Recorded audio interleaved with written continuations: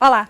A desinformação é um problema global que afeta a democracia de diversas nações, inclusive a brasileira. Para se ter uma ideia, em 2024, uma pesquisa da Organização para a Cooperação de Desenvolvimento Econômico, realizada em 21 países, concluiu que os brasileiros são os que mais têm dificuldades em diferenciar os conteúdos falsos dos verdadeiros. E esse é o assunto de hoje da nossa entrevista. Por isso, eu recebo aqui no estúdio o Frederico Tavares, professor do curso de jornalismo da UFOP. Professor, te agradeço por aceitar o nosso convite. Eu que agradeço, um prazer estar aqui. Para a gente começar, professor, eu vou voltar nessa pesquisa que citei agora há pouco. Por que esse desempenho tão baixo dos brasileiros em diferenciar os conteúdos falsos dos verdadeiros? Bom, são talvez várias razões, né, para a gente tentar responder a essa questão. Acho que é um fenômeno complexo que vem aí somando-se a muitos acontecimentos, muitas camadas, né, de histórias, né? Acho que pensar o Brasil num contexto em relação aos demais países é olhar para a maneira como, né, o Brasil lida com a informação ao longo do tempo. E talvez esse momento que a gente está é um momento que a gente possa dizer que culmina, né, em algumas situações, principalmente essa, né, de um certo alarme em relação ao que a desinformação pode fazer na nossa sociedade. Mas a gente vem, né, de uma sociedade historicamente, né, com problemas educacionais, né, uma sociedade que não é exatamente considerada em relação a outros países, né, uma sociedade letrada.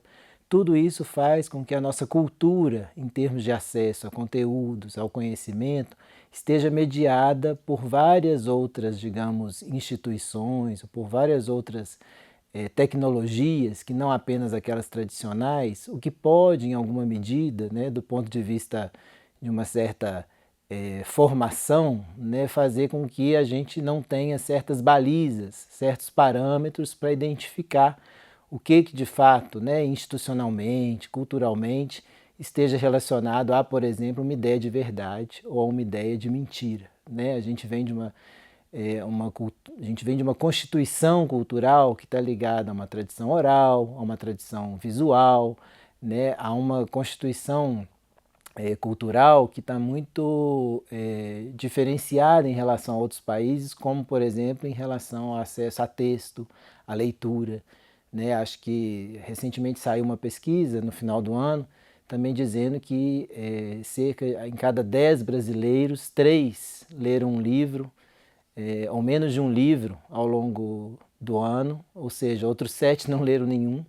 Né? A gente não pode atrelar a leitura, né, de forma automática a uma espécie assim de efeito coletivo cognitivo, né, num sentido ruim, né, ou seja, a ausência da leitura pode nos levar a essa situação, mas então não é imediato, né, a gente dizer que o fato da leitura não existir, que isso também nos coloca como uma sociedade mais frágil, né, porque seria até elitismo dizer isso da nossa parte, mas certamente do ponto de vista das informações, do mundo que a gente vive, isso tem causas, né, isso tem consequências, então é importante a gente tentar, né, avançar. Agora, o mais importante é a gente entender que a gente está num momento de alarme, né, de uma certa, usando a metáfora do sinal de trânsito, a nossa luz amarela está ligada. E Fred, as notícias falsas sempre existiram, né? Porém, a internet potencializa o alcance delas. Inclusive, as fake news atrapalham as campanhas de vacinação, como a de Covid-19, e recentemente obrigou o governo brasileiro a retirar uma medida sobre o Pix. Eu dei apenas 2 exemplos para te perguntar. As notícias falsas podem causar impactos catastróficos, não é isso? Sim, as notícias falsas, como você disse, né, Adriana, não são um fenômeno novo, elas não são algo, não são uma novidade, né, na nossa história.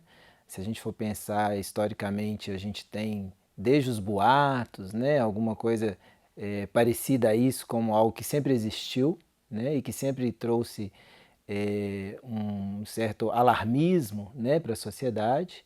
Mas o que a gente vê nesse momento é certamente, talvez em níveis históricos, o momento em que isso está mais potencializado, né? E aí essa potencialização é algo que nos assusta, porque Se a gente fala em termos de catástrofe, né, e a gente está falando de uma circulação de notícias falsas, e essas notícias passam a ter de fato uma adesão dentro da sociedade, a gente vai transformando esse impacto de forma exponencial. Então, se antes um certo boato circulava, né, dentro de um certo contexto, hoje isso está potencializado a não sei qual potência, né, não sei a qual nível. Então isso traz para nós um momento de muita tensão e ao mesmo tempo de muita incerteza, né? Se a gente pensa do ponto de vista, por exemplo, de políticas públicas, do ponto de vista governamental, né, a gente está falando de alguma disputa que acaba envolvendo sujeitos, agentes, né, relacionados a instituições que têm o poder, né, um certo poder nas mãos, e uma vez, né, esse poder distribuído também de forma estratégica dentro da sociedade, pode, né, a médio, curto e longo prazo, trazer danos incalculáveis para a sociedade, né?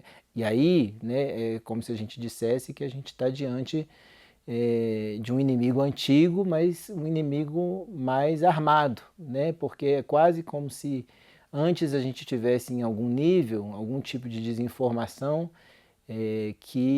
cujo o dano, né, fosse menor. E agora a gente está num nível de desinformação que a gente não consegue calcular o dano. E aí, como lidar com isso? Né? Acho que é um momento que a gente está vivendo de muitas questões e poucas respostas, mas ao mesmo tempo já de uma necessidade, uma urgência da gente reconhecer, né, que é preciso algo acontecer, que é preciso se fazer algo em relação a isso. Né? Não, então não é possível escapar de uma forma de lidar com essa possibilidade tão catastrófica, como você disse, que está se anunciando e se anuncia cada vez mais no nosso cotidiano. E, professor, a Meta decidiu encerrar nos Estados Unidos o sistema de checagem de fatos do Facebook e do Instagram. Essa medida é uma preocupação para os outros países. Como isso pode colaborar para o aumento da desinformação nas redes sociais? Eu vejo, Adriana, essa decisão da Meta, né, de uma forma até dúbia, no sentido de que ela, por um lado, é muito negativa, porque você está possibilitando, né, que uma série de informações e conteúdos que são discriminatórios, preconceituosos, violentos, possam circular sem nenhum filtro, e isso certamente, né, é muito danoso para a sociedade, porque você tem milhões e milhões de pessoas consumindo algo sem qualquer filtro, né, sem qualquer mediação. Então a gente não sabe que impacto isso vai ter. Mas por outro lado, me parece, né, não sei se a médio ou curto prazo, ou até mesmo se eu estou sendo otimista, né, mas me parece que essa decisão da Meta, ela escancara alguma coisa muito importante, que é o fato de que as plataformas sociais não são inocentes. É importante que as pessoas percebam que hoje as plataformas sociais também, né, possuem objetivos, elas também possuem interesses. E elas estão na mão de grupos poderosos, e pouquíssimos. Né? Se a gente for pensar mundialmente, as plataformas sociais estão na mão de poucas pessoas. Né? E o que historicamente os donos, né, das emissoras, os donos das plataformas hoje são? Eles são pessoas, além de poderosas, pessoas que têm uma intenção que é muito mais de conservar o próprio poder do que de mudar e transformar o mundo. Ou seja, né, essas plataformas estão a serviço de quem? Delas mesmas. Não à toa, eles fazem alianças com políticos, com governos, né, para que esses políticos e esses governos mantenham o poder desses mesmos, né, agentes capitalistas. E Fred, por que as pessoas compartilham notícias falsas? Bom, essa é uma pergunta também de milhões, né? Mas eu diria que a gente pode pensar algumas pistas, né? Entre elas, algumas que são da ordem contextual, né? Hoje a gente vive num momento, né, a gente está no século XXI, na segunda década do século XXI, em que as pessoas estão munidas de tecnologia nas próprias mãos, com acesso a uma vida em rede, né? E isso gera automaticamente, né, nas pessoas um comportamento cultural de estar inserida nesse mesmo ambiente. Né? A geração Z, a geração mais nova, que os nativos digitais, ou seja, o compartilhamento de notícias falsas, de certa forma, faz parte do modo de ser da sociedade. Porém, a nossa sociedade hoje, ela também é diferente de uma sociedade de 10 anos atrás, de 20, de 30, com novos problemas, com novos desafios, e entre os problemas nossos hoje, sociais, né, e também de ordem individual, a gente tem o isolamento, a gente tem uma série de pressões, de cobranças, né, o mercado do trabalho mudou, né, a competição, os padrões de beleza, né? Então, pensar as notícias falsas, muitas vezes a gente olha para elas apenas pelo conteúdo delas. Não, elas estão dentro de um caldo cultural anterior que faz com que talvez o próprio mecanismo de compartilhamento faça parte de uma tentativa das pessoas se inserirem nesse lugar. Então, muita gente compartilha notícia falsa, não é por má fé, é porque é uma forma cultural de se inserir num mundo em que as informações são trocadas, e esse mundo hoje, por conta da lógica das próprias plataformas, está cada vez mais sem filtros, né? E por uma série de questões outras que têm a ver com problemas de descredibilização de ciência, descredibilização de instituições. Então é esse o contexto. Por outro lado, as pessoas também, e aí eu não estou falando num sentido de manipulação, mas sim num sentido de lógicas também pessoais, as pessoas agem também de má fé, né? Existem pessoas que compartilham notícias falsas por má fé. Às vezes, uma má fé ligada a um certo narcisismo também, né? Uma certa raivosidade subjetiva, digamos assim, mas as pessoas também compartilham notícias falsas de forma estratégica, né? Com o intuito de compartilhar. E, professor, o STF promove uma campanha de combate às fake news e reforça que combater a desinformação é defender a democracia. Queria que você falasse qual o papel do jornalismo nesse sentido.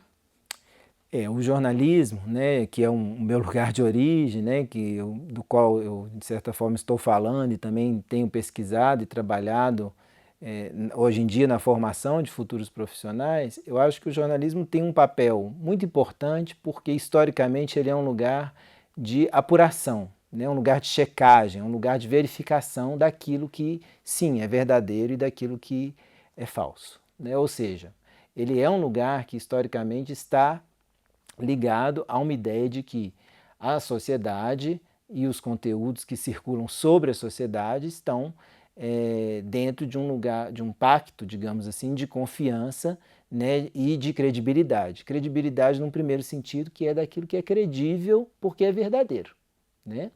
Então não é só no sentido de que do lastro, né, em termos de respeito, né, de respeitabilidade, que também é um traço da credibilidade. Então, o jornalismo tem um papel fundamental, que é, enquanto instituição, né, enquanto um agente público, político, né, um ator político dentro da nossa sociedade, ele tem esse compromisso, né, em assumir, num contexto de muitas inverdades e desinformação, chamar para si a responsabilidade e dizer, olha, isso é falso, isso é verdadeiro, isso não condiz com a realidade. A gente tem aí as agências de checagem e outros profissionais jornalistas que o tempo todo estão desmentindo as notícias falsas que circulam, né? O problema é que muitas vezes o desmentir, né, vem sob uma demanda que é quase impossível, já que a circulação da fake news é algo também incontrolável. Desmentir uma mentira não tem muitas vezes o impacto, né, que a mentira teve, né? A circulação do que é verdadeiro muitas vezes não circula, infelizmente, quanto aquilo que é falso. Então, acho que nesse aspecto o jornalista também tem que criar novos mecanismos de fazer a verdade, a checagem de fatos circular de uma melhor forma. Ou seja, não adianta, né, ter uma arma pequena para combater, também de forma armada, né, mas combater o inimigo que tem uma arma muito grande. Então isso aí precisa, e a regulamentação pode nos ajudar nesse sentido. Porém, o jornalismo também, como um ator social que não é inocente, né, na nossa sociedade, precisa de ser coerente. Ele não pode ser incoerente. Ele tem, se uma vez que ele checa informação, uma vez que ele tem o compromisso com a verdade como sua premissa, né, o jornalismo não pode faltar com ela. né? E aí nós estamos falando de uma questão que é independente do lugar editorial que o jornalismo está, que ele ocupa. Há jornais e jornais, visões de mundo e visões de mundo, mas ela também tem que ser, essas visões de mundo têm que estar ligadas a um compromisso com a verdade. E aí, nesse sentido, a verdade não diz respeito apenas à mentira. A verdade diz respeito também a outras questões que envolvem o próprio jornalismo, que estão, de certa forma, relacionadas àquela ideia, por exemplo, de ouvir os dois lados, né, ou de mostrar opiniões divergentes, e também de não dar espaço para aquilo que é violento e que, historicamente, já é um problema na nossa sociedade. E aí eu daria 2 exemplos, né? O primeiro, né, o que significa, e aí é uma pergunta em tom de crítica, né? O que significa o jornalismo dar espaço para alguém que é racista, né? Ah, mas a gente tem que ouvir os dois lados. Não, quando tem um racista na sala, a gente não tem os dois lados, né? Porque o racista é criminoso, né? Então, a gente tem que pensar que 2 lados são esses. Então, o jornalismo tem que ser coerente, não dar também, né, espaço para um lugar de desinformação, que não é só esse da ideia da verdade, mas também de algo que é maléfico, digamos assim, para a sociedade. Professor, e para a gente terminar, como identificar uma notícia falsa? Bom, esse também é um desafio, né, bem contemporâneo, bem nosso do dia a dia, mas eu acho que não existe uma fórmula também, né, para a gente indicar, mas eu acho que no dia a dia, considerando o uso que a gente tem das notícias hoje, né, a maneira como as pessoas compartilham, a maneira como elas recebem, a maneira como as notícias falsas chegam até nós, né, há alguns caminhos que são até fáceis para o público em geral, considerando que todos nós somos público, né, de notícias falsas. Checar de onde ela veio, quem compartilhou, a data da informação, não ficar preso apenas aos títulos, né, às chamadas, né, ler a notícia toda.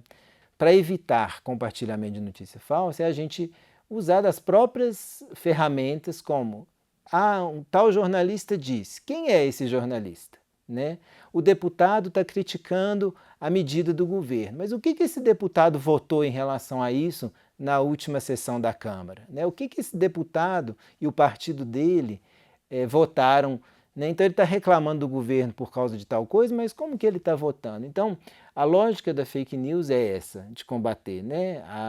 Em termos práticos, de uma certa autochecagem, a gente assumir procedimentos de checagem, mas também assumir o lugar da desconfiança, né? Eu acho que são 2 caminhos importantes. É isso, professor. Mais uma vez eu te agradeço por ter aceitado o nosso convite. Muito obrigado. Importante reforçar que criar e compartilhar fake news pode ser enquadrado como crime. E no site da Rádio FOP você também pode conferir no programa Rádio Ciência diversos episódios que abordam a temática fake news e desinformação. Continue acompanhando a programação da TV UFOP no nosso canal na TV ou pela internet. É sempre bom ter a sua companhia.